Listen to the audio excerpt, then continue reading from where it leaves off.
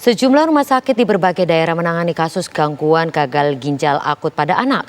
Di Rumah Sakit Dr. Sutomo, Surabaya, kini merawat satu pasien gagal ginjal akut.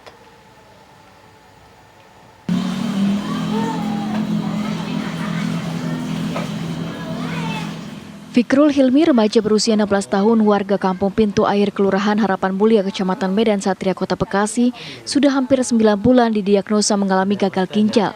Bahkan setiap 1 minggu sekali, ia harus melakukan cuci darah di Rumah Sakit Cipto Mangunkusumo, Jakarta. Meski biaya cuci darah ditanggung oleh pemerintah melalui BPJS, namun sebagian biaya obat-obatan yang dikonsumsi Hilmi harus ditanggung sendiri oleh kedua orang tuanya. Hal tersebut memberatkan kedua orang tuanya karena mereka hanya bekerja sebagai pedagang kecil. Orang tua Hilmi hanya bisa pasrah untuk kesembuhan sang putra tercintanya. Ibunda mengaku siap untuk menjalani transplantasi ginjal, namun biaya transplantasi ginjal cukup besar hingga menelan ratusan juta rupiah. Saat ini kedua orang tua Hilmi berharap adanya bantuan dana untuk biaya pengobatan Fikrul Hilmi.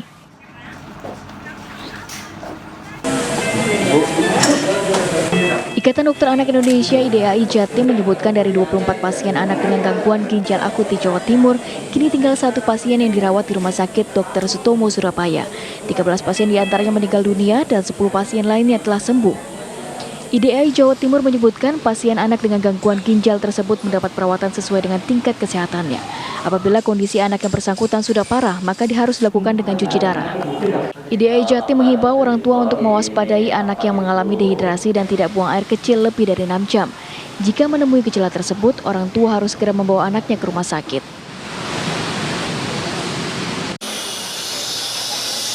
Seorang balita berusia 11 bulan di Bandar Lampung terindikasi penyakit gagal ginjal akut progresif atipikal yang sedang menjalani perawatan intensif di RSUD Abdul Muluk, Bandar Lampung.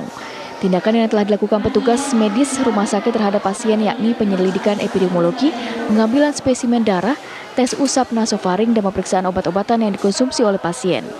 Maraknya kasus gagal ginjal akut ini membuat pemerintah menghimbau kepada masyarakat agar tetap waspada dan memperhatikan kondisi anak ataupun balita. Pemerintah Kota Bandar Lampung akan menanggung seluruh biaya pengobatan pasien yang terjangkit penyakit gagal ginjal akut. Seorang balita asal Pasuruan, Jawa Timur meninggal dunia karena terkena gagal ginjal akut. Korban meninggal dunia setelah mendapat perawatan serius selama seminggu di Rumah Sakit Dr. Sutomo, Surabaya. Muhammad Ali Subadar Hidayatullah sebelumnya mengalami gejala demam tinggi dan tidak kencing. Selanjutnya kedua orang tuanya membawa ke Rumah Sakit Grati, namun karena keterbatasan alat, korban dibawa ke Rumah Sakit Surabaya.